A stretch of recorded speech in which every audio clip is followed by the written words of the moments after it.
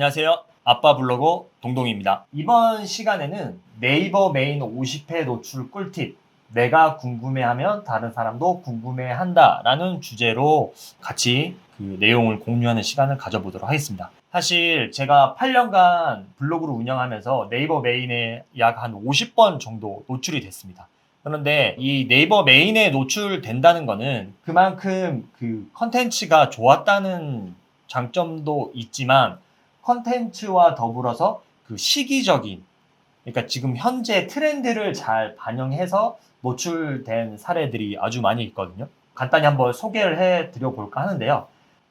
이쪽 가장 우측편에 그 이제 여행 플러스에 소개됐던 내용을 한번 소개해 볼까 합니다. 그래서 제목은 드라이브 스루 눈으로 꽃 구경이라는 주제로 이제 여행 플러스 네이버 메인에 노출됐었는데요. 저희가 지난 앞선 영상에서 키워드가 정말 중요하다고 했잖아요.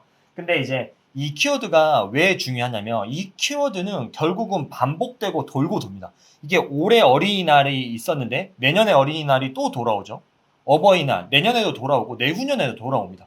추석, 설날, 이런 큰 대규모의 행사라든가 우리의 그런 기념일들은 올해도 있고 내년에도 있는 거예요.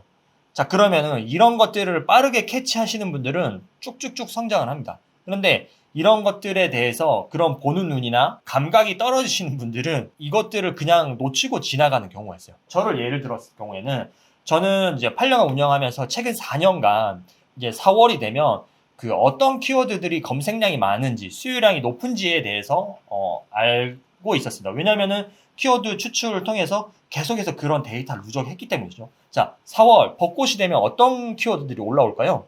자, 벚꽃 개화 시기, 벚꽃 관광 명소, 그 다음에 진해 군항제, 아니면은 여의도 벚꽃 축제, 뭐 이런 것들이 키워드가 무조건 올라오고 무조건 검색량이 높아지는 키워드예요. 이거는.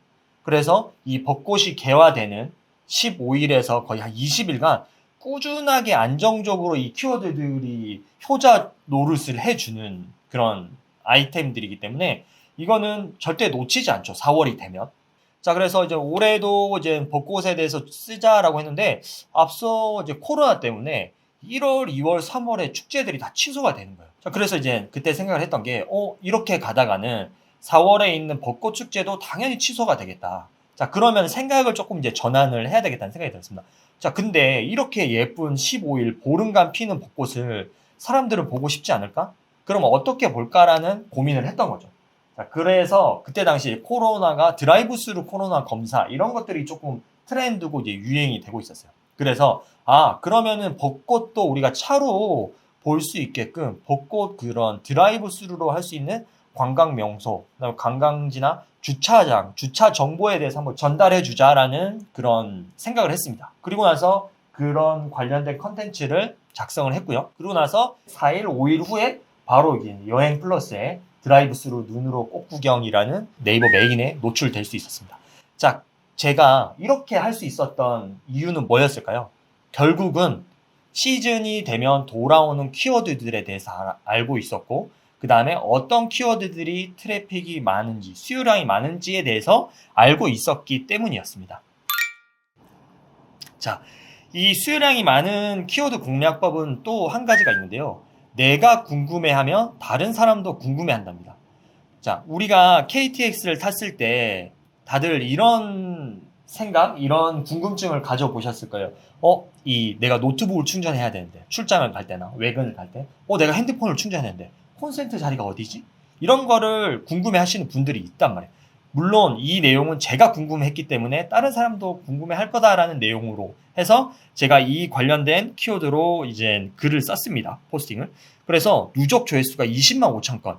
그러니까 이게 이제 이제 시간이 지나면서 누적 조회수도 이게 상당 부분을 많이 차지하지만 이런 키워드 같은 경우에는 쓰는 사람들이 경쟁도가 약하기 때문에 제가 1년 반이 지나서도 그래도 하루에 꾸준히 한 30명에서 한 50명 정도는 그래도 꾸준히 유입되는 키워드 중에 하나입니다. 이게 무슨 말이냐면 결국 우리가 방문자 수를 높이고 싶다라고 한다면은 수요량이 높은 키워드를 쓰는 것도 많지만 이렇게 좀 롱런 할 수 있는 롱테일의 키워드를 또 추출하고 공략하는 방법도 하나의 방법이 될 수 있습니다. 그래서 이런 롱테일의 그런 오랫동안 경쟁도도 낮지만 오래 키워드를 유지할 수 있는 이런 키워드들을 또 추천해내게 되면 30명이 이제 하루에 방문을 한다.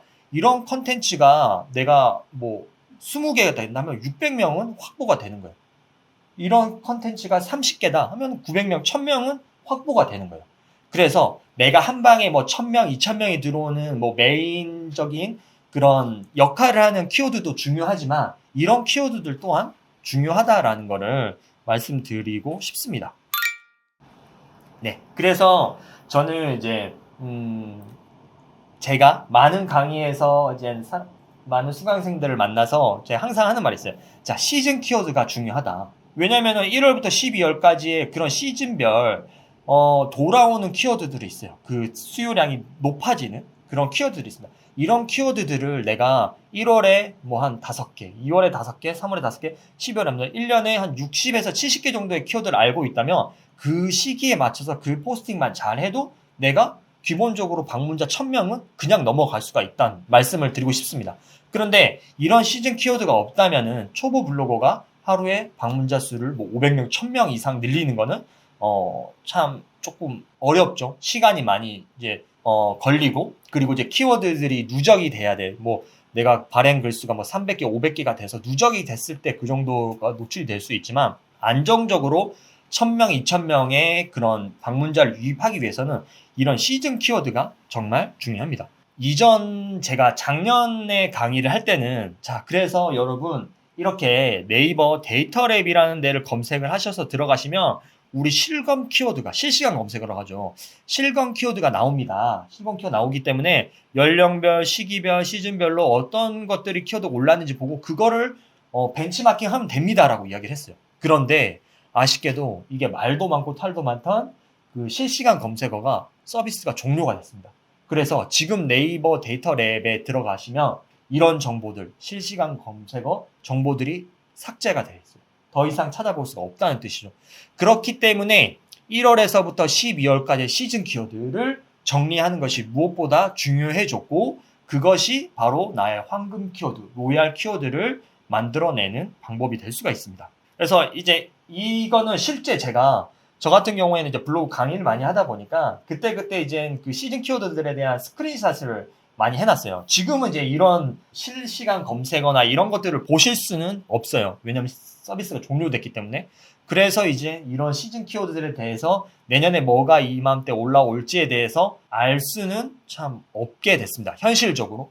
그렇지만 우리는 이제 유출을 해볼 수가 있는 거고, 그리고 이제 올해, 예를 들어서 올해 지금 7월이다라고 했을 경우에 올해 7월에 검색어가 높았던, 그리고 뉴스에서 이슈가 됐던 어떤 시즌적인 내용들을 내년을 위해서 미리 기록을 해두는 거예요. 자, 그러면은 이 영상을 뭐 9월에 봤다 라고 하시면 뭐 추석이 될 수가 있고요. 그 뭐 가을, 단풍, 그런 관광 명소가 되실 수 있고요. 올해 9월에 아까 카톡도 키워드 그 블랙키위 이런 데 들어가셔서 검색을 하는 거예요. 월간 검색 9월 한 말일쯤 돼가지고 뭐 9월 1일부터 9월 뭐 25일까지 그 트래픽 양을 보고 그거를 리스트를 정리를 하는 거예요. 그러면 이거를 내년 9월 초 아니 8월 말에 이 관련된 포스팅을 하면 나의 트래픽이 늘어나는 거예요. 그쵸? 그래서 이 시즌 키워드의 정리가 아주 중요합니다.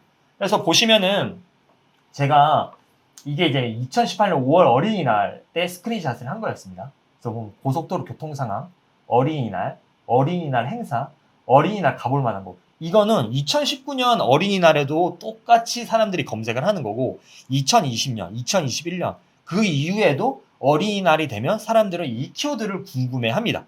그러면은 내가 5월 2일, 3일날 이 관련된 키워드로 글을 쓰면은 훨씬 더 지금보다 더 많은 트래픽을 받을 수가 있기 때문에 방문자 수의 유입을 늘릴 수가 있다는 거죠.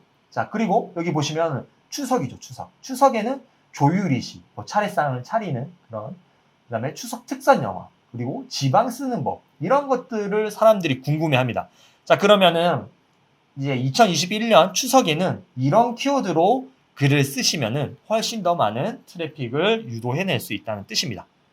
자, 그래서 실제 제 사례를 보여드릴게요.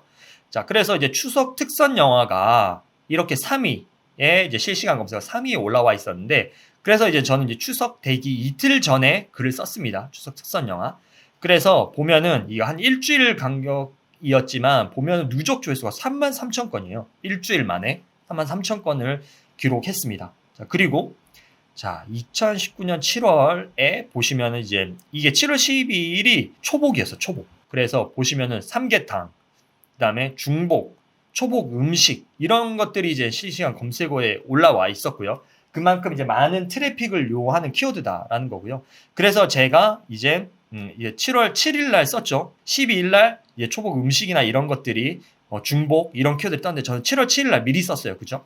그리고 나서 이제 봤더니 12만 건. 보이시죠? 12만 건.